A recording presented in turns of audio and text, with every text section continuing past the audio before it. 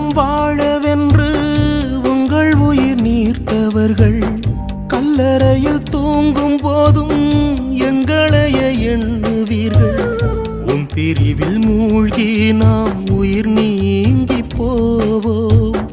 உன் புகழை பாட நாம் அதை வாங்கி அருட்தந்தை ஜெகத் கஸ்பர் இந்த பெயர் எங்களோடு கூட வரும் ஒரு குரல். கடவுளுக்கு ஊழியம் செய்வதே அருட்தந்தையின் பணி. ஆனால் அந்த பணிகளோடு அவலப்படும் மக்களின் துயதுடைக்கும் நம்பிக்கை ஒளியாக தமிழினத்தின் விடுதலையை நோக்கிய பயணத்தில் தன்னை இணைத்து கொண்டு தொடர்ந்து பயணிக்கும் அருட்தந்தை ஜெகத் கஸ்பர் அடிகளார் தமிழ் பரப்பில் பல்வேறு வடிவங்களில் தன் உணர்வு நிலைப்பாட்டை பதிவாக்கி வருகின்றார். ஈழத்தமிழர்கள் பற்றி இவர் பேசிய பேச்சுக்களை முதலில் தலைவர் பார்த்தபோது தமிழ்ச்செல்வனை அழைத்து ஒன்றை சொல்லியிருந்தார். இவர் போல 10 பேரை உருவாக்கித்தா நாங்கள் தமிழத்தை விரைவில் அடையலாம் என்று சொன்னார். அவ்வளவுக்கு தலைவர் இவர் மீது இவருடைய பேச்சாற்றல் மீதும் ஈர்ப்பு கொண்டிருந்தார். எழுதுவது பேசுவது மட்டுமன்றி களச்சேற்பாடுகளிலும் ஆத்மார்த்தமாக தியாகங்களை நினைவுபடுத்தி அதை தொடர்ந்தும் மக்களிடம் கொண்டு செல்கின்ற பணியை இவர் செய்து வருகின்றார். இது மட்டுமன்றி உலகத்தமிழ் முதலீட்டாளர்களை உருவாக்கி அவர்களை ஒன்றிணைத்து தமிழர்களை வர்த்தக உலகில் உயர்த்தும் பணியிலும் தன்னை ஈடுபடுத்தி வருகின்றார். இன்று எங்களுடன் எங்களுடைய தேசியத் தலைவர் பற்றியும் எங்களுடைய அடுத்த கட்ட பணிகள் பற்றியும் ஜெகத் கஸ்பர் அடிகளார் பேசிய எங்களுடன் உரையாடிய அந்த உரையாடலை நாங்கள் இப்போது கொண்டு வருகின்றோம். ஒன்று, தலைவர் காட்டு பகுதிகளுக்கு சிறு அணியோடு கடந்து சென்றார் என்பது ஒரு தரவாக இருந்தது. இரண்டாவது தரவு என்பது தலைவர் பிடிபட்டு இறந்தார், பிடிபட்டு சித்திரவதைகளுக்கு உள்ளாகி ஏமாற்றப்பட்டு துரோகத்திற்கு உள்ளாகி அவருடைய மரணம் நிகழ்ந்தது என்பது இரண்டாவது தரவாக இருந்தது. மூன்றாவது, கடைசி வரை அவர் நின்று களமாடி வீரமரணம் அடைந்தார் என்கின்ற ஒரு தரவனுக்கு நாம் செய்கின்ற ஆக குறைந்தபட்ச மரியாதை என்பது வணக்கம். அந்த வணக்கத்தை கூட செய்ய தவறிவிட்ட ஒரு இழிவடைந்த ஒரு இனமாக நாம் இருந்துவிடக் கூடாது என்பதால் தான் நான் 2010 இதை நான் சொல்லி வருகின்றேன். 14 ஆண்டுகள் கடந்து விட்டது. பொய் மட்டுமே இங்கு நாரச நடனம் ஆடிக்கொண்டு தமிழ் இனத்தையும் தமிழீழ விடுதலை போராட்டத்தையும் தலைவரையும் போராளிகளையும் நேசிக்கிற யாரும் தலைவருக்கு வீர வணக்கம் செய்யலாம், போராளிகளுக்கு வீர வணக்கம் செய்யலாம். ஒரு போராட்டத்தினுடைய நினைவுகளின் உரம் இழக்க செய்தல் என்பது ஆளுகின்ற அடக்குமுறை சக்திகளினுடைய ஒரு உத்தி. ஜெகத் கஸ்பர் அடிகளார் என்று சொன்னால் எங்களுக்கு ஞாபகத்துல வர்றது வெரிதாஸ் வானொலி. அந்த நேரம் எங்களுக்குள்ள அந்த குரல் ஒலித்த அந்த குரல் தான் ஞாபகத்தில் வரும். எங்களுடைய மக்களோட சேர்ந்து பயணித்துக் கொண்டிருக்கிற அருட்தந்தை ஜெகத் கஸ்பர் அடிகளை நாங்கள் சந்திக்க போறோம். வணக்கம் ஃபாதர். வணக்கம். ஈழத்தமிழர்களுடைய போராட்டத்துடன் தொடர்ந்து வருகிற ஒரு குரலாகவும் ஒரு தோழமை கரமாகவும் நீங்க கூட தொடர்ந்து வந்து கொண்டிருக்கிறீர்கள். அந்த அடிப்படையில ஈழத்தமிழர்களுக்கும் உங்களுக்குமான உறவு அது எந்த புள்ளியில ஆரம்பிச்சது பற்றி சொல்லுங்க. நான் யாழ்ப்பாண இடப்பெயர்வு நிகழ்ந்த அந்த காலப்பகுதியில் தான் வெரிடாஸ் வானொலியின் பொறுப்பாளராக கடமையேற்றேன். ஒரு 5 லட்சத்திலிருந்து 7 லட்சம் மக்கள் எங்கு செல்கிறோம், வாழ்க்கை என்ன ஆகப் போகிறது என்று தெரியாமல், அதுவும் ஒரு மழை காலத்தில் உறவுகளோடு குழந்தைகளோடு புறப்பட்ட அந்த காலப்பகுதியில் உலகை அந்த மக்களுக்கும் அந்த மக்களை உலகிற்கும் தொடர்பு படுத்துகின்ற அந்த பணியை செய்கின்ற பெரும் பேர் எனக்கு கிடைத்தது. ஒரு பேரிடர் காலத்தில் உலகம் அறியாமல் நிகழ்ந்த ஒரு பெரும் அனார்த்தம், அந்த அனார்த்தத்தோடு இணைந்திருக்கிற அந்த வாய்ப்பும், அதற்கு பிறகு வன்னி பகுதிக்கு வந்து மக்கள் சொல்லனா துன்பங்களை அனுபவித்த பொழுது அந்த மக்களினுடைய அன்றாட வாழ்வோடு ஏதோ ஒரு வகையில் இணைந்து நம்பிக்கையை விதைத்த ஒரு பணியை இந்த வானொலி செய்தது. அந்த காலகட்டம் என்பது உலக பரப்பில் ஈழத்தமிழ் விடுதலை போராட்ட இயக்கம் என்பது வேரோடி வளர்ந்திராத ஒரு காலகட்டம். ஏற்கனவே முன்னதாக 80-70 காலப்பகுதியில் புலம்பெயர்ந்து வந்தவர்கள், அவர்கள் திறமை சார்ந்து வந்தவர்கள், போராட்டத்தோடு அப்படி ஒன்றும் ஆழமான உணர்வு இழைகள் கொண்டிருக்கவில்லை. அதேவேளை இந்த போரின் ஊடாக புலம்பெயர்ந்து வந்தவர்களுக்கு அச்சங்களும் தயக்கங்களும் இருந்தன. அந்த ஒரு காலச்சூழலில் உலகம் முழுவதும் பயணித்து இந்த போராட்டத்தினுடைய நியாயங்களை எடுத்து சொன்ன அளவிலும் சரி, உண்மையில் அங்கு மக்கள் என்னென்ன துன்பங்களை அனுபவிக்கிறார்கள் என்பதை உலகத் தமிழர்களுக்கும் உலக அமைப்புகளுக்கும் எடுத்து சொன்னதில் வெரிட்டாஸ் வானொலியும் தனிப்பட்ட முறையில் என்னுடைய பங்களிப்பும் மிக முக்கியமானதாக இருந்தது. காரணம், அந்த நாட்களில் நான் 95-96 காலப்பகுதியில் உலகம் நோக்கி பயணப்பட்ட போது ஒரு கூட்டம் என்றால் அதிகபட்சமாக 50 பேர், 10 பேர் 20 பேர் வருவது என்பது கூட கடினமாக இருக்கும். அவ்வளவு ஒரு தயக்கம், கேள்விகள், அச்சம் இருந்தது. ஆனால் களத்தில் போராட்டத்தினுடைய பெரும் தியாகங்களும் மக்களினுடைய வாழ்வு துன்பங்களும் உலகத் தமிழர்களை இணைத்தது. அந்த இணைக்கின்ற பணியை அமைப்புகளும் தனிநபர்களும் ஊடகங்களும் செய்தன. அந்த பெரும் பணியில் நானும் இணைந்திருந்தேன் என்பது இன்றும் ஒரு மனநிறைவு. மிக முக்கியமாக 97-98 காலப்பகுதியில் பெரும் பொருளாதார தடைகளுக்கு உள்ளாக்கப்பட்டு அம்மையார் சந்திரிகாவுடைய காலத்தில் பொருளாதார தடையிட்டு அந்த மக்கள் தகர்க்கப்பட்ட போது தமிழர் புனர்வாழ்வு கழகம் உலகம் முழுவதும் முன்னெடுத்த முயற்சிகளுக்கு அதற்கும் ஒரு பெரும் உணர்வு உந்துதல் கொடுத்த பணியையும் எம்மால் செய்ய முடிந்தது. ஒரு காலப்பகுதியில் ஆண்டு முழுவதும் 25,000 வன்னி பகுதியின் குழந்தைகளுக்கு உணவிட்ட பெரும் பேற்றினை தமிழர் புனர்வாழ்வு கழகம் முன்னின்று அங்கு இருக்கக்கூடிய தன்னார்வ அமைப்புகள் அனைத்தும் இணைந்து, இவையெல்லாம் வரலாற்றில் இன்று பேசப்படாமல் போய்விட்ட விஷயங்கள். இன்னும் 10 ஆண்டுகள் ஆகிவிட்டது என்றால் அவை மறக்கப்படும். ஆனால் புலம்பெயர் தமிழர்கள் இந்த அமைப்புகளின் ஊடாக நாங்கள் எல்லாம் முன்னின்று ஓராண்டு காலம் 25,000 பிள்ளைகளுக்கு பசிப்பிணி தீர்த்தோம் என்பதெல்லாம் அந்த காலப்பகுதியில் நிகழ்ந்த முக்கியமான நிகழ்வாக கருதுவேன். எதற்கு சொல்கிறேன் என்றால், அந்த காலப்பகுதியில் நிலத்தினுடைய தமிழ் மக்களோடு மிகவும் மிகவும் உணர்வுபூர்வமான உறவு இழைகளை புலன்களின் தமிழர்கள் கொண்டிருந்தார்கள். அந்த உறவு உயிர் துடிப்பானதாக இருந்தது. அந்த அத்தனை துன்பங்களையும் கடந்து அங்கு மக்கள் பிழைத்து இருப்பதற்கு பெரும் ஒரு உந்துதலாகவும் உதவியாகவும் இருந்தது.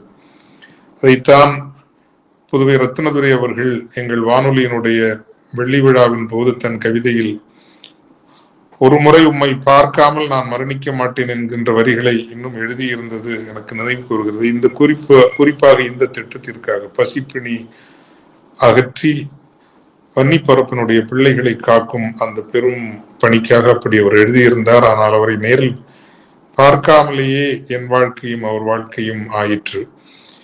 அது ஒரு ஒரு ஒரு நினைத்தால் இன்றும் நெஞ்சம் விம்முகிற ஒரு நினைவு. அதே போல சிதறுண்ட உறவுகளை, குறிப்பாக யாழ்ப்பாண இடப்பெயர்வுக்கு பிறகு தொடர் போர்கள், எந்த ஊரில் எப்போது போர் தொடங்கும் என்று தெரியாது. அங்கு கெரசின், பெட்ரோல் போன்ற எரிபொருட்கள் தடை செய்யப்பட்டிருந்தன. மின் வசதிகள் இல்லை, தொலைத்தொடர்பு வசதிகள் இல்லை, தபால் தொடர்புகள் கூட மிக மிக சன்னமாகவே இருந்தன. இரவு நேரத்தில் ஒரு ஊரில் போர் தொடங்குகிறது அல்லது எரிகணை வீச்சு தொடங்குகிறது என்றால் உயிரை காப்பதற்கு உறவுகள் ஓடுவார்கள். எங்கு யார் ஓடுகிறார்கள் என்று தெரியாது.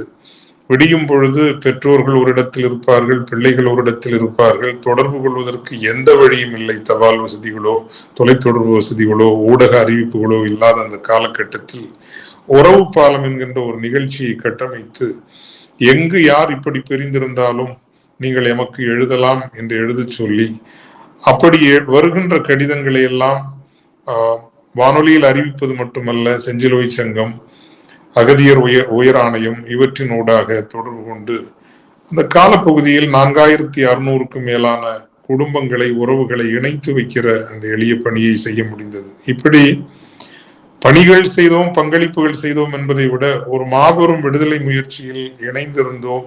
எம்மாலான எளிய பங்களிப்புகளை செய்தோம்.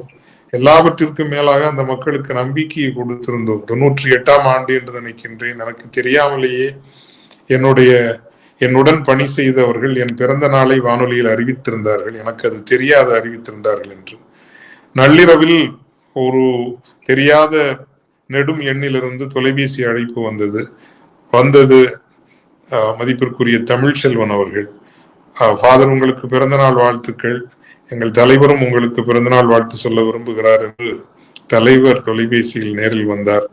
அவர் சுருக்கமாகத்தான் பேசினார். அவர் சொன்னது, யாழ்ப்பாணத்தை விட்டு நாங்கள் வெளிக்கிட்ட போது இந்த போராட்டத்தில் எங்களோட சனம் மட்டுமல்ல, எங்கள் போராளிகளே நம்பிக்கையை இழந்திருந்தார்கள்.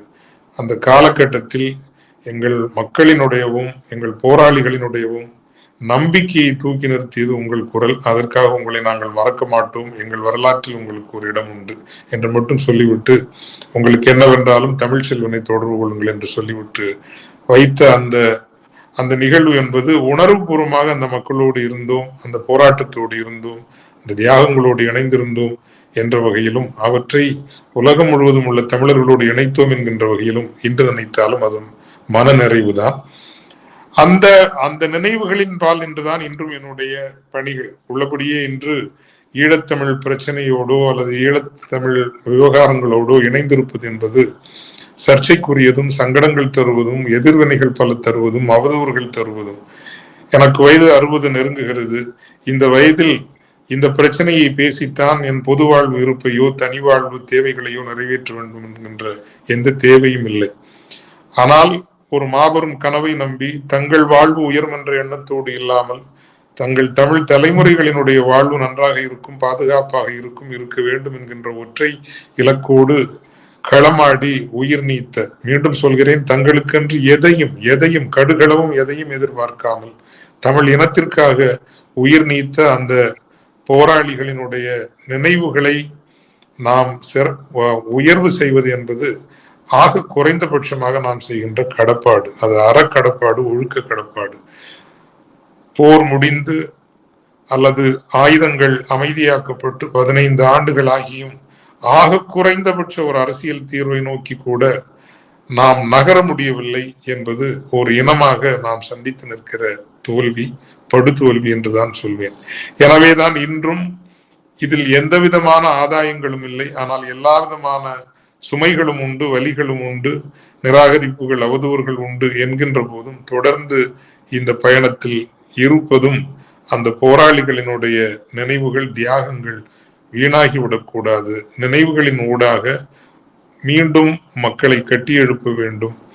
அவற்றின் அந்த கட்டியெழுப்பதில் ஊடாக ஒரு குறைந்தபட்ச கௌரவமான அரசியல் தீர்வையனும் அந்த மக்களுக்கு கிடைக்கின்ற ஒரு காலத்தை உருவாக்க வேண்டும் என்கின்ற எண்ணத்தோடும் நம்பிக்கையோடும் தான் நான் இன்றும் இயங்கி வருகிறேன். உங்களுக்கு வந்த கடிதங்களை நீங்கள் உயிரைப்பொழியும் உண்மைகள் என்ற பேர்ல புத்தகமாகவும் வந்திருந்தது. அறிவுமதியான குரல்லையும் உங்களோட குரல்லையும் அந்த பதிவுகளும் அந்த காலம் வானொலிகள்ல அதிகம் ஒலிச்சது. நாங்கள் பயணம் செய்கிற எங்களுடைய வாகனங்கள்லையும் கூட உங்களோட குரல் நான் குறைந்து கேட்டுக்கொண்டு போயிருந்தோம்.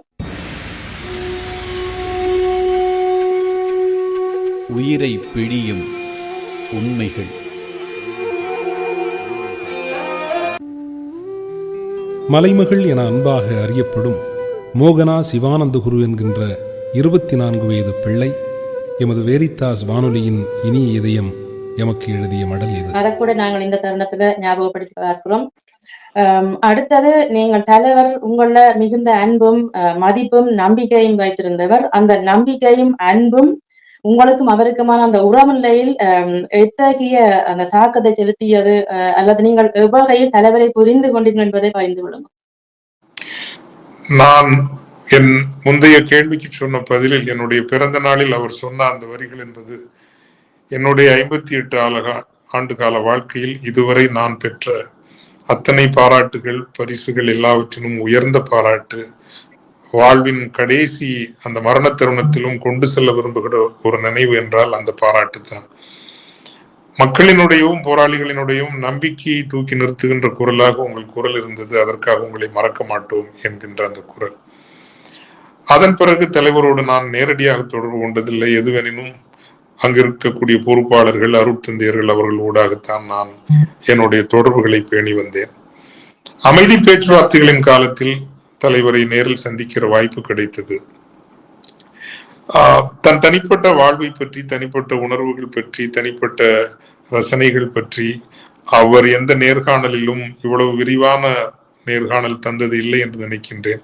அப்படி பொறுமையாகவும் தன்மையாகவும் நான் ஒரு இனத்தின் தகப்பனைத்தான் சந்தித்தேன். ஒரு களத்தினுடைய போர்ப்படை முப்படைகளையும் கட்டி உலக பரப்பில் தமிழர்களுக்கு அடையாளம் பெற்றுத்தந்த ஒரு மாபெரும் தலைவன் என்பதை விட ஒரு இனத்தினுடைய அந்த இனத்தை நேசித்த, உளப்பூர்வமாக நேசித்த, கடுகளவும் கள்ளமோ கபடோ இல்லாத ஒரு தமிழ் இனத்தின் தகப்பனை நான் சந்தித்தேன் என்றுதான் நான் சொல்ல வேண்டும். எப்படி போராளிகள் அவரை நேசித்தார்கள், அவர் எப்படி போராளிகளை நேசித்தார், எப்படி மக்களோடு அவர் அணுகினார், எவ்வளவு எளிய உள்ளம் கொண்டவராகவும் கடுகளவும் கரையற்ற ஒரு இனத்திற்கான கனவினை அவர் சுமந்தார் என்பதையும் நான் கண்டுகொள்ளக்கூடியதாக இருந்தது. பல நேர்காணல் என்பது ஒரு வரலாற்று பதிவு. அது முழுமையாக பதிவிட்டால் யூடியூப் சேனல்களும் இன்று உங்களுக்கு தெரியும். தமிழீழம் சார்ந்தவற்றை நீங்கள் பதிவிட்டீர்கள் என்றால் என்ன நடக்கும், அந்த சேனலையே மூடிவிடுகின்ற ஒரு நிலைமை இருக்கிறது. ஆனால் அது மாபெரும் ஒரு காலத்தினுடைய பதிவு. அதை உங்களுக்கு நான் உறுதியாக ஒரு நாள் வெளியிட்டு காட்டுவேன். ஆனால் அவர் சொன்ன அந்த நேர்காணல் என்பது ஒரு ஒரு அபாரமான ஒரு மாபெரும் தரிசனம் என்றுதான் சொல்வேன். தமிழ் இனம் உங்களை ஒரு கடவுள் நிலைக்கு கொண்டு போய் வைத்திருக்கிறதே. வீடுகளிலெல்லாம் உங்கள் படங்கள் இருக்கின்றன. உங்களுக்கு திருமுருக பெருமானை போல உங்களையும் தொழுகின்ற அளவுக்கு நீங்கள் ஆகியிருக்கிறீர்கள் என்று கேட்டபோது அவர் சொன்ன பதில் மறக்க முடியாது. எங்கள் தமிழ் இனத்திற்கு ஒரு பிரச்சனை இருக்கிறது. தாங்கள் செய்ய விரும்பாத, செய்ய சிரமப்படுகிற விஷயங்களை எல்லாம் இப்படி ஒருவருடைய தலையிலோ தோளிலோ சுமத்தி வைத்துவிட்டு அவர்களை கடவுள் போல ஆக்கிவிட்டு தங்கள் கடமைகளிலிருந்து தப்பித்துக் கொள்கிற ஒரு மனப்பாங்கு இருக்கிறது. ஒவ்வொரு தமிழனும் தான் ஒரு தமிழன் என்று உணர்ந்து, தமிழச்சி என்று உணர்ந்து, தமிழனாக தமிழச்சியாக தாங்கள் செய்ய வேண்டிய கடமையை செய்தார்கள் என்றால் நான் ஒரு தலைவனாகவே தெரிய மாட்டேன் என்று அவர் சொன்னது உண்மையிலேயே எவ்வளவு ஒரு நேர்மை, எவ்வளவு ஆங்கிலத்தில் ப்ரொஃபவுண்ட் என்கின்ற அந்த வார்த்தையை சொல்வார்கள். அப்படி ஒரு ஒரு பதில். அதே போலத்தான் எப்படி இந்த போராட்டம் அல்லது தன்னுடைய வாழ்வு நிறைவடையும் என்பதை பற்றியும் அவர் சொன்னது நான் மறக்க முடியாது. ஒரு குறிப்பிட்ட நாட்டை குறிப்பிட்டு நான் சொல்லவில்லை. அவர்கள் உங்களுக்கு எதிராக நேரடி படை நடத்தி வந்தால் என்ன செய்வீர்கள் என்று கேட்டேன். அதற்கு அவர் பதிவு செய்து பதில் சொல்லவில்லை, கேமராவில் சொல்லல. இப்போ அந்த கேமராவை பூட்டுங்கோ ஃபாதர், இப்படிதான் இன்னும் அப்படி சொன்ன, அந்த கேமராவை கொஞ்சம் பூட்டுங்கோ ஃபாதர் அப்படின்னு சொல்லிட்டு, ஃபாதர் என்னை பற்றி இன்றைக்கு உலகம் முழுசும் கதைகள் எல்லாம் சொல்றாங்க. பிறப்பிலேயே வீரன், மாணவனாகவே குறிவைத்து பறவைகள் எல்லாம் அடிப்பை, இப்படி கதைகள் எல்லாம் என்னை பற்றி எழுதுறாங்க. நான் ஒரு சாதாரண பொடியன் ஃபாதர். வல்வெட்டித்துறையில நாங்கள் அந்த வாசிப்பு சாலையில உட்கார்ந்து புத்தகங்கள் படிக்கிற, பேப்பர் படிக்கிற நாங்கள் பொடியன்கள். அப்போ ஒவ்வொரு நாளும் அந்த பத்திரிகைகள்ல தமிழ் பெண்கள் கற்பழிப்பு அப்படிங்கிற செய்தி வருகின்ற போது எங்கள் ரத்தம் கொதிக்கும். இதையெல்லாம் செய்யக்கூடிய போலீஸ், இராணுவம், இதுல ஒருத்தரையாவது கொல்லணும், இதுதான் எங்களுக்குள்ள இருந்த ஆவேசம். அப்படித்தான் நாங்கள் வெளிக்கிட்டோம். ஆக நாங்கள் எங்களுக்கு அப்ப தமிழீழமும் தெரியாது, வடக்கும் கிழக்கும் ஒன்றுமெல்லாம் தெரியாது. எங்களுக்கு தெரிஞ்சதெல்லாம் இவ்வளவு கொடுமை செய்யற ஒருத்தனையாவது நாங்கள் பழி வாங்கணும் என்றுதான் நாங்கள் வெளிக்கிட்டோம். அந்த பயணத்தில் நாங்கள் கன விஷயங்களை கற்றுக்கொண்டோம்.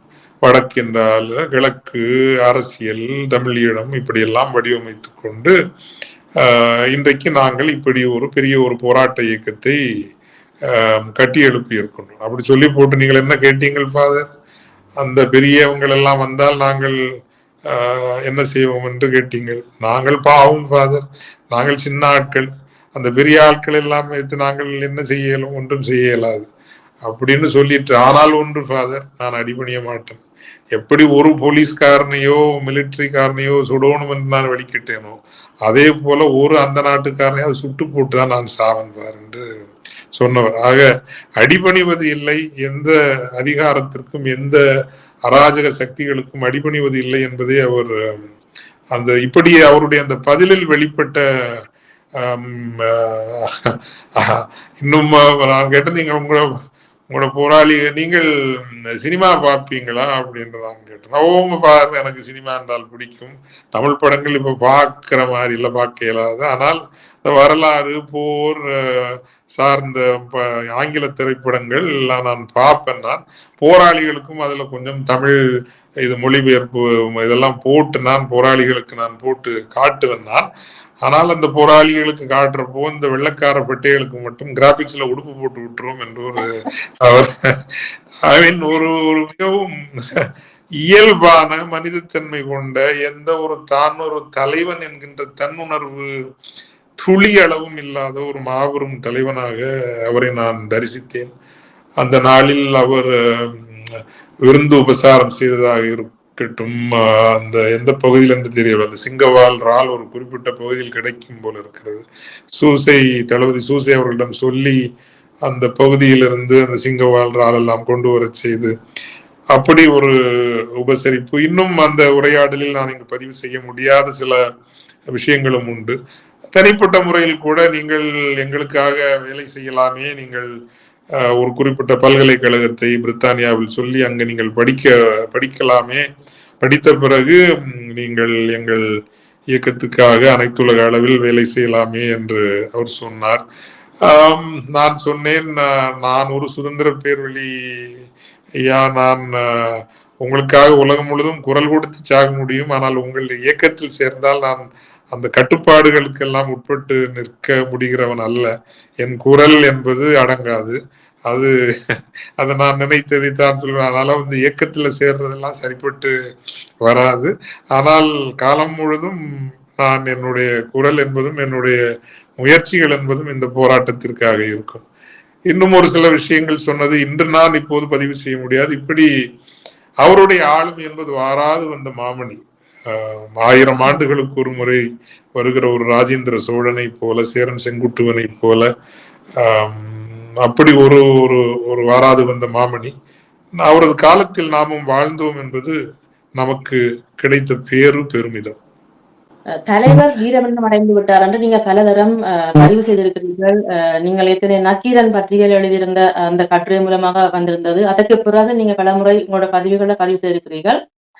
அது எந்த அடிப்படையில் நீங்க பதிவு செய்கிறீர்கள்? அதாவது எதிரிகள் தலைவர் என்று சொல்லி காட்டின அந்த படத்தை வைத்தா, அல்லது நீங்கள் தலைவரை புரிந்து கொண்ட அடிப்படையில, அல்லது உங்களுடைய உள்ளுணர்வின் அடிப்படையில நீங்கள் அதை பதிவு செய்கிறீர்கள்?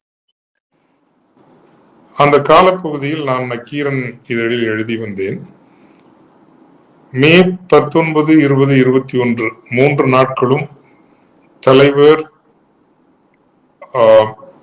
அந்த பரப்பிலிருந்து பாதுகாப்பாக அகன்று சென்றிருக்க வேண்டும் என்கின்ற அனுமானத்தின் அடிப்படையில் எழுதினேன். ஏனென்றால் முதலில் அப்படிப்பட்ட தரவுகள் கிடைத்திருந்தன. ஆனால் அதற்கு பிறகு கிடைத்த தரவுகள் என்பது பல வகையான தரவுகள் கிடைத்தன. எனவே அதை பற்றி பேசுவதை நான் கொஞ்சம் தவிர்த்திருந்தேன். அதன் பிறகு ஒரு வகையில் தமிழீழ விடுதலை போராட்டத்தினுடைய பல்வேறு தரப்பினரோடு உரையாடுகின்ற ஒரு நிலையில் இருக்கின்ற ஒரு சிலரில் நானும் ஒருவன் வாழ்கிறவர்களில். பலருக்கு ஒரு துறையோடு தொடர்பு இருக்கும், அல்லது 1-2 துறைகளோடு தொடர்பு இருக்கும். ஆனால் தமிழீழ விடுதலை போராட்டத்தின், மீண்டும் சொல்கின்றேன், பல்வேறு துறைகளோடு பேசுகிற, உரையாடுகிற, அறிகிற ஒரு ஒரு வாய்ப்பு கிடைத்தவனாக நான் இருந்தேன். அவ்வகையில் நான் உள்ளுணர்வின் அடிப்படையிலும் பேசவில்லை. உள்ளுணர்வின் அடிப்படையில் மட்டுமோ, அல்லது இந்த டிடக்ஷன் என்று சொல்வார்கள், சில சூழ்நிலைகளை அறிந்து அவற்றினுடைய அடிப்படையில் லாஜிக்கல் ஒரு முடிவு வருவது என்று சொல்வார்கள். இதை எல்லாம் கடந்து பாசிபிலிட்டி, சாத்தியப்பாடுகள் என்று நான் சேர்த்த தரவுகள் எல்லாம் ஒருமுகமான தரவுகளாக இருக்கவில்லை. அவை ஒரு 3 வகையான தரவுகளாக இருந்தன. ஒன்று, தலைவர் காட்டு பகுதிகளுக்கு சிறு அணியோடு கடந்து சென்றார் என்பது ஒரு தரவாக இருந்தது. இரண்டாவது தரவு என்பது தலைவர் பிடிபட்டு இறந்தார், பிடிபட்டு சித்திரவதைகளுக்கு உள்ளாகி ஏமாற்றப்பட்டு துரோகத்திற்கு உள்ளாகி அவருடைய மரணம் நிகழ்ந்தது என்பது இரண்டாவது தரவாக இருந்தது. மூன்றாவது, கடைசி வரை அவர் நின்று களமாடி வீரமரணம் அடைந்தார் என்கின்ற தரவுகள். ஏறக்குறைய 5 ஆண்டு கால தொடர் உரையாடல்கள், தரவு சேர்த்தல்கள், விசாரணைகள். இதற்கு பிறகுதான் தலைவருடைய ஆளுமை, அவர் முன்பு என்னுடைய நேர்காணல் எனக்கு சொன்னது, இவற்றையெல்லாம் ஒரு ஒத்திசைவு செய்து பார்க்கின்ற போது தலைவருக்கு நிகழ்ந்தது என்பது வீரமரணம். கடைசி வரை நின்று அவர் களமாடித்தான் அவர் இறந்தார் என்கின்ற முடிவுக்கு வந்த பிறகுதான் நான் அப்போதிருந்தே 2010 காலப்பகுதியிலிருந்தே தலைவருக்கு வீரமரணம் நிகழ்ந்து விட்டது, எனவே அவருக்குரிய வணக்கத்தை நான் செய்துதான் ஆக வேண்டும் என்று நான் பேசி வருகின்றேன். காரணம், நான் நினைவுகளை நான் போற்றுகிறவன். ஒரு மாபெரும் தியாக பிரம்மம் என்று சொல்லலாம். இப்படி ஒரு வாராது வந்த மாமணி தமிழினத்தினுடைய தன் ஒட்டுமொத்த வாழ்க்கையையும் குடும்பத்தையும் விடுதலைக்கு என்று தமிழினத்தினுடைய ஒரு மாண்புக்கு என்று அர்ப்பணித்த ஒரு மனிதனுக்கு நாம் செய்கின்ற ஆக குறைந்தபட்ச மரியாதை என்பது வணக்கம். அந்த வணக்கத்தை கூட செய்ய தவறிவிட்ட ஒரு இழிவடைந்த ஒரு இனமாக நாம் இருந்துவிடக் கூடாது என்பதால் தான் நான் 2010 இதை நான் சொல்லி வருகின்றேன். 14 ஆண்டுகள் கடந்து விட்டது. பொய் மட்டுமே இங்கு நாரச நடனம் ஆடிக்கொண்டு இருக்கிறது. ஒரு தொகுப்பு மக்களுக்கும் ஒரு தொகுப்பு போராளிகளுக்கும் தலைவர் இல்லை என்பதை ஏற்றுக்கொள்வது உளவியல் பூர்வமாக உளப்பூர்வமாக கடினமானதாக இருக்கலாம். எனவே எல்லோரும் இங்கு தவறு செய்கிறார்கள், எல்லோரும் மோசடி செய்கிறார்கள் என்று நான் சொல்லவே மாட்டேன். உளவியல் ரீதியாக தலைவர் இல்லை என்பதை நினைத்து பார்க்க கூட முடியாத ஒரு தொகுப்பு மக்களும் போராளிகளும் இருக்கிறார்கள். அவர்களோடு நான் உணர்வுபூர்வமாக நான் அன்போடும் வாஞ்சையோடும் பரிவோடும் அவர்களை பார்க்கின்றேன். ஆனால் தலைவர் இருக்கிறார் என்பதை சுயநலத்திற்காகவும் உளவுத்துறைகள், இந்திய உளவுத்துறையாக இருக்கட்டும், இலங்கை உளவுத்துறையாக இருக்கட்டும், ஓரளவுக்கு ஏனைய வெளிநாடுகளின் உளவுத்துறையாக இருக்கட்டும், தலைவரினுடைய போராளிகளினுடைய நினைவுகளை சுற்றி மாபெரும் எழுச்சி ஒன்று வந்துவிடக்கூடாது. காரணம், நான் நினைவுகளினுடைய வல்லமையை நான் நம்புகிறவன். உயிரோடு இருக்கின்ற போது இருக்கிற அந்த உணர்வு தொடர்பை விட இல்லாமல் போய்விட்ட பிறகு எழுகிற அந்த எழுச்சி, அதுவும் நான் இன்னொன்றையும் நம்புகிறவன். வெற்றியின் பெருமிதங்கள் நாட்பட இற்று போகும். ஆனால் இழப்பின் வலியிலிருந்து வருகின்ற அந்த உறுதி என்பது அது காலங்களை கடந்து தலைமுறைகளை கடந்து நிற்கும். ஏனென்றால் நாம் சந்தித்த வலிகள், இழப்பு என்பது அவ்வளவு ஆழமானவை. அந்த ஆழமான வலிகளை எல்லாம் தலைவரின் போராளிகளின் நினைவை சுற்றி இன்று பெரும் எழுச்சியாக உலகப் பரப்பில் நாம் கட்டியெழுப்பி இருக்க வேண்டும். குறைந்தபட்சம் பயங்கரவாதம் என்கின்ற அவர் மீதும் போராளிகள் மீதும் சுமத்தப்பட்ட அந்த திரையை கூட நம்மால் அகற்ற முடியவில்லை. அந்த அளவுக்கு கூட நாம் ஒரு அரசியல் சக்தியாக 14 ஆண்டுகளில் எழ முடியவில்லை. எனவே ஒரு தொகுப்பினருடைய ஒரு மாஃபியா மோசடி என்றுதான் சொல்லுவேன். நான் வெளிப்படையாகவே பேசுகிறவன், இதில் வார்த்தைகளை கவனமாக கையாளுகிறவன் அல்ல. காரணம், தியாகங்களின் மீது பிழைப்பு நடத்துகிறவர்கள் அருவருப்பானவர்கள். அந்த தியாகங்களின் மீது பிழைப்பு நடத்துவதற்காகவும் ஏற்கனவே போராட்டத்தின் ஊடாக பெறப்பட்ட சொத்துக்கள் இவற்றை பாதுகாப்பதற்காகவும் அதன் தொடர்ச்சியை பேணுவதற்காகவும் செய்யப்பட்ட ஒரு பெரும் மோசடி. ஒரு வரலாற்று மாணவன், வரலாறு அறிந்தவன் என்கின்ற வகையில் வரலாற்று நெடுகிலும் போராட்டங்கள் தோல் ஒரு பின்னடைவை காண்கின்ற பொழுது இது போன்ற செயல்கள் நடந்திருக்கின்றன. இத்தாலியன் மாஃபியா என்பது நேபிள்ஸ் போராட்டத்தினுடைய ஒரு தோல்விக்கு பிறகு நிகழ்ந்ததுதான். எனவே முன்மாதிரிகள் இருக்கின்றன.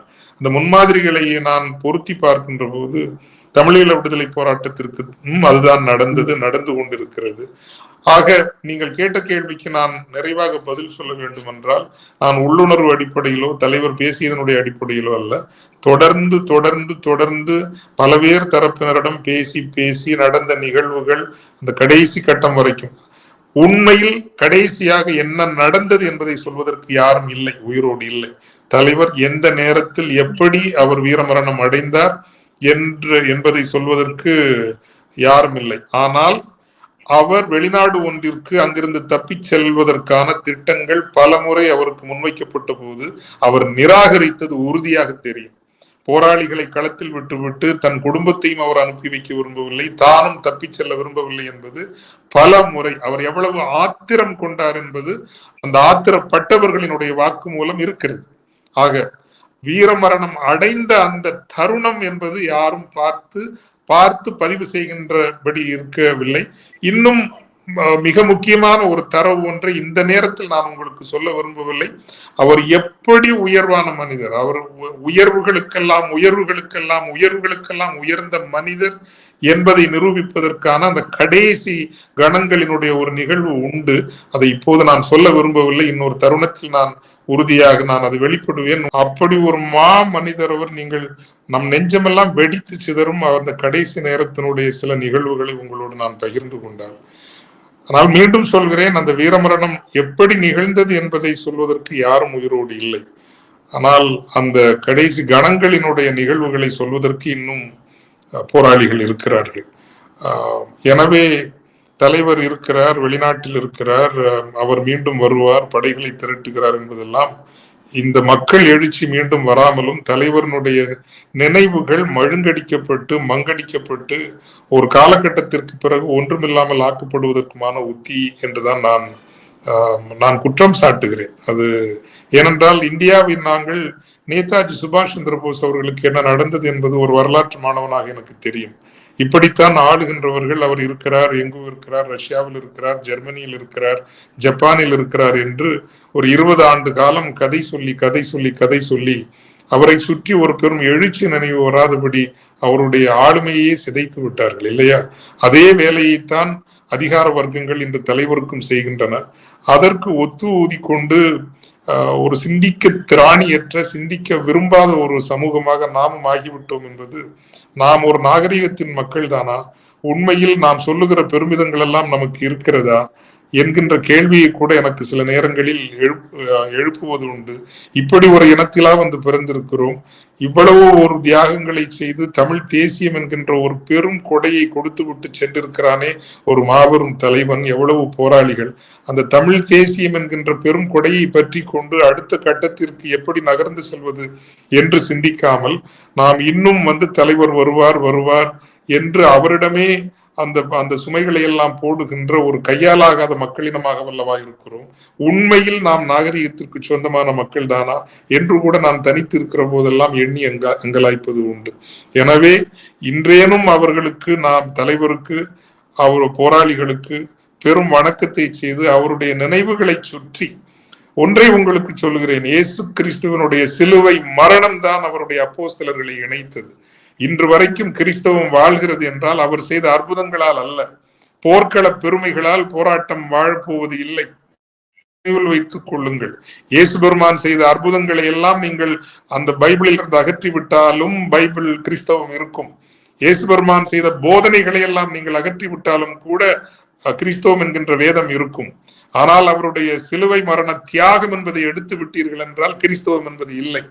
எனவேதான் நாங்கள் கிறிஸ்தவர்கள் சொல்லுவது உண்டு, we believe in the crucified Messiah என்று. சிலுவையில் அறையுண்ட இயேசுவை நாங்கள் விசுவசிக்கிறோம் என்றுதான் அறிக்கையிடுகிறோம். அந்த வகையில் இனத்திற்காக தியாகங்களை கடைசி வரைக்கும் தன் உயிரை கையளித்த ஒரு தலைவனுடைய தியாகத்தின் நினைவுகளின் பால் நிற்கிற மக்கள் என்று சொல்லுகிற ஒரு பெரும் எழுச்சியோடு நின்றால் நீங்கள் வணக்கத்திற்குரியவர்கள், போற்றுதற்குரியவர்கள்.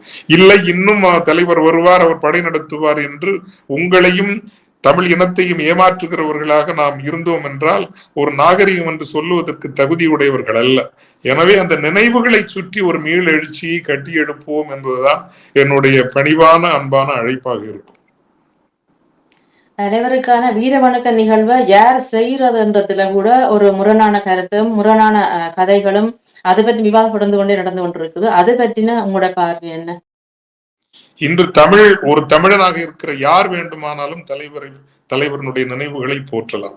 ஆக தமிழையும், தமிழ் இனத்தையும், தமிழீழ விடுதலை போராட்டத்தையும், தலைவரையும், போராளிகளையும் நேசிக்கிற யாரும் தலைவருக்கு வீர வணக்கம் செய்யலாம், போராளிகளுக்கு வீர வணக்கம் செய்யலாம். இன்னொன்று, ஆயுத போராட்டம் அமைதியாக்கப்பட்டு விட்ட பிறகு யார் எங்கு எப்படி நிற்கிறார்கள் என்பது இறைவனுக்கு மட்டும்தான் தெரியும். ஒருவருக்கொருவர் வசைப்பாடுகிறார்கள், சான்றிதழ்கள் வழங்குகிறார்கள். இவர் துரோகி, இவர் துரோகி. என்னுடைய இந்த நான் சொன்னேன் அல்லவா, தலைவரனுடைய வீரமரணம் வரைக்கும் ஓரளவுக்கு விசாரணை செய்து உண்மைகளுக்கு அருகில் நெருங்க என்னால் முடிந்தது என்றால், போராட்ட அமைதிப்படுத்தலுக்கு பிறகு என்னென்ன செயற்பாடுகளை உளவுத்துறைகள் முன்னெடுக்கின்றன. நான் மூலோபாயவியல் படித்தவன், ஸ்ட்ராட்டஜிக் ஸ்டடீஸ் படித்தவன். போராட்டத்தினுடைய பிந்தைய பாசிபிகேஷன் என்று சொல்லுவார்கள், அந்த ஒரு உரம் இழக்க செய்தல், ஒரு போராட்டத்தினுடைய நினைவுகளின் உரம் இழக்க செய்தல் என்பது ஆளுகின்ற அடக்குமுறை சக்திகளினுடைய ஒரு உத்தி. அது ஒரு இனத்திற்காக நிற்கிற பெரும் உணர்வாளர்களை ஒரு கழுதையின் தலைமையில், அதாவது புலிகளை ஒரு கழுதையின் தலைமைக்கு கொண்டு வந்தால் கால ஓட்டத்தில் புலிகளும் கழுதைகளாக மாறும் என்று ஒரு விதி உண்டு. இப்படி இந்த தலைமை பொறுப்பு உருவாக்குவது, கட்டமைப்பதில் கூட எப்படி உளவுத்துறைகள் செயல்பட்டன. உண்மையான போராளிகள் மட்டும் இன்று அமைதியாக இருக்கிறார்கள், இதுதான் உண்மை. உண்மையான போராளிகள் மௌனமாக இருக்கிறார்கள். இந்த சலம்புகின்ற கோஷ்டி எல்லாமே போராட்டத்திலிருந்து வெளிவந்தவர்கள் அல்லது வெளியேற்றப்பட்டவர்கள். வெளியில் வந்தார்கள் என்றாலே ஏதோ ஒரு வகையில் அவர்கள் அதற்கு பிறகு அதை பற்றி சாதாரண ஒரு தமிழர்களைப் போலத்தான் அவர்கள் இயங்க வேண்டுமே தவிர எந்த உரிமை கோரலும் அவர்கள் செய்ய முடியாது, செய்யக்கூடாது. கட்டளை தலைமை என்பது இன்றைக்கு இல்லை, கமாண்ட் ஸ்ட்ரக்சர் என்பது இல்லை. எனவே ஒவ்வொரு தமிழனும் உண்மையான நேர்மையோடு, தன்னெழுச்சியோடு, எனக்கு இது கடமை, தலைவர் சொன்னதை போல ஒவ்வொரு தமிழனும் தான் ஒரு தமிழன் என்று உணர்ந்து தமிழனாக தான் செய்ய வேண்டிய, தமிழச்சியாக தான் செய்ய வேண்டிய கடமையை செய்தால் நாம் உண்மையில் ஒரு இலக்கை எட்டுவோம் என்கின்ற வகையில் அந்த தொடக்கம் என்பது, நான் மீண்டும் சொல்கிறேன், தமிழீழத்தை சாதித்து தந்தாரோ இல்லையோ, இன்று உலகம் முழுவதும் தமிழினம் அங்கீகரிக்கப்படுகிறது என்றால் அது தமிழீழ விடுதலை புலிகள் செய்த மாபெரும் தியாகங்களால் தான், மாபெரும் போராட்ட முன்னெடுப்பினால் தான். தமிழகத்தில் 8 கோடி பேர் இருந்தாலும் உலகம் இந்தியாவிற்குள் தமிழர்கள் இருக்கிறார்கள் என்பது பெரிதாக தெரியாது. ஆனால் எண்ணிக்கையில் சிறிய அளவிலான ஒரு ஈழத்தமிழ் மக்கள், அவர்கள் சார்பில் தமிழீழ விடுதலை புலிகள் எடுத்த அந்த மாபெரும் போராட்டம் உலக பரப்பில் நமக்கு ஒரு இடத்தை தந்திருக்கிறது.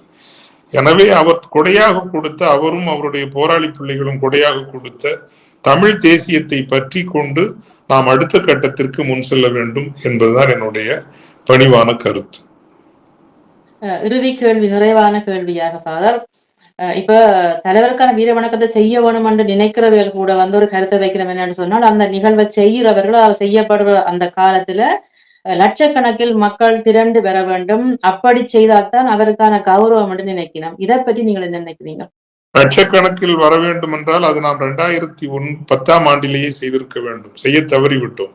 எனவே இன்று அவ்வாறு செய்கிறவர்கள் அப்படி லட்சக்கணக்கில் திரட்டி விட்டு நாங்கள் நினைவை தொடங்குவோம் என்றால் அது நடக்கப் போவது இல்லை. 2வது தலைமுறை வந்துவிட்டது, 3வது தலைமுறை பிறப்பதற்கு இப்பொழுது தயாராகிறது. ஆக ஒரு தலைமுறையை மௌனத்திலேயே நாம் கடத்தி விட்டோம். அந்த புதிய தலைமுறையில் 10% பேருக்கு கூட இந்த போராட்டத்தினுடைய தாற்பயங்களும் தியாகங்களும் நியாயப்பாடுகளும் தெரியாது, அகன்று போய்விட்டார்கள். இன்னும் நீங்கள் தாமதம் செய்தீர்கள் என்றால் உள்ளபடியே இன்று நான் சொல்லுகிற விஷயங்கள் எனக்கும் இன்னும் ஒரு 10, இன்னும் எத்தனை ஆண்டு வாழ்வு இருக்கும் என்று தெரியாது. நான் ஒரு 6 மாத காலம் ஒரு விடுப்பு எடுத்துக்கொண்டு இந்த போராட்டத்தின் வழியாக நான் சந்தித்தவற்றை எல்லாம் பதிவு செய்யாவிட்டால் என்னோடு அந்த நினைவுகளும் பதிவுகளும் உண்மைகளும் மரணித்து போய்விடும். இப்படித்தான் நினைவுகள் அகற்றப்படும், அறுக்கப்படும். எனவே நீங்கள் காத்திராமல் ஆர்கானிக்காக வளர வேண்டும் என்பது இன்று நான் சொன்னேன் அல்லவா, 1996ஆம் ஆண்டு தொடக்கத்தில் நான் லண்டனுக்கு வந்திருக்கிறேன், கனடாவிற்கு சென்றிருக்கிறேன், அமெரிக்காவிற்கு சென்றிருக்கிறேன், ஆஸ்திரேலியாவிற்கு சென்றிருக்கிறேன். சந்திப்புகளுக்கு ஒரு 20 பேர் வந்தால் அது பெரிய வெற்றி, 50 பேர் வந்தால் பெரிய வெற்றி. ஆனால் களத்தில் செய்யப்பட்ட முன்னெடுப்புகள், பெரும் வெற்றிகள், தியாகங்கள் என்பது, நான் 20 பேரை சந்தித்த அதே நகரில் 2000 பேர் 5000 பேர் மத்தியில் உரையாற்றுகின்ற அளவுக்கு போராட்டம் வளர்ந்தது. அது ஆர்கானிக்காகத்தான் வளரும். நீங்கள் எல்லாவற்றையும் செய்துவிட்டு பிறகு நினைவுகளை தொடங்கலாம் என்றால் அது தவறான, மிகவும் தவறான அணுகுமுறை.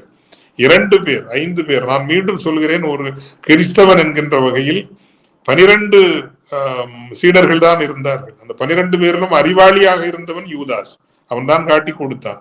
அந்த 11 பேரும் தான் இயேசுவை நம்பியவர்கள், அவருடைய தியாகத்தை நம்பியவர்கள். அந்த 11 பேரிலிருந்து தொடங்கி உலகம் முழுவதும் பரவி சென்றது. உலகம் முழுவதும் பரப்பி விட்டு இயேசுவனுடைய தியாகத்தை பற்றி பேசலாம், சிலுவை பற்றி வணக்கம் செய்யலாம் என்று அந்த 11 பேரும் நினைத்திருப்பார்களே, ஆனால் கிறிஸ்தவம் என்று ஒன்று இருந்திருக்காது. மீண்டும் இதை நான் கிறிஸ்தவத்தை பற்றி சொல்வதற்காக நான் சொல்லவில்லை, மாறாக ஒரு மதம் எப்படி இந்த உலகில் பறந்து விரிந்து வேரோடியது என்பதை வரலாற்றிலிருந்து கற்றுக்கொண்டு ஒரு தியாகம், ஒற்றை தியாகம், அந்த ஒற்றை தியாகம் தான் இன்று வரைக்கும் அந்த மதத்தை நிறுத்தி இருக்கிறது. அந்த ஒற்றை தியாகத்திற்கு முதல் வணக்கம் செய்தவர்கள் 11 பேரும் அவர்களினுடைய சிறிய வட்ட ஆதரவாளர்களும் தான். உலகம் முழுவதும் இணைந்து வணக்கம் செய்யவில்லை, ஆனால் இன்று வணக்கம் செய்கிறது. காரணம் அந்த 11 பேரும் 11 பேரை சேர்ந்த சிறிய வட்டமும் வணங்கிய காரணத்தினால். எனவே வணக்கத்தை நீங்கள் அப்படி தொடங்குங்கள், அல்லது நாம் தொடங்குவோம், சிறிய கூட்டமாக தொடங்குவோம். தமிழ் சமூகம் நம்மோடு வந்து நிற்கும் உறுதியாக. நல்லது ஃபாதர், இவ்வளவு நேரம் நீங்கள் எங்களோட பேசுறதுக்கு மிக்க நன்றி. நாங்கள் மீண்டும் இன்னொரு உரையாடல் சந்திப்போம். நன்றி. நன்றி. நன்றி. எங்கள் இனம் வாழவென்று உங்கள் உயிர் நீர்த்தவர்கள் கல்லறையில் தூங்கும் போதும் எங்களைய எண்ணுவீர்கள். உன் பிரிவில் மூழ்கி நாம் உயிர் நீங்கி போவோம். உன் புகழை பாட நாம் அதை வாங்கி வந்தோம்.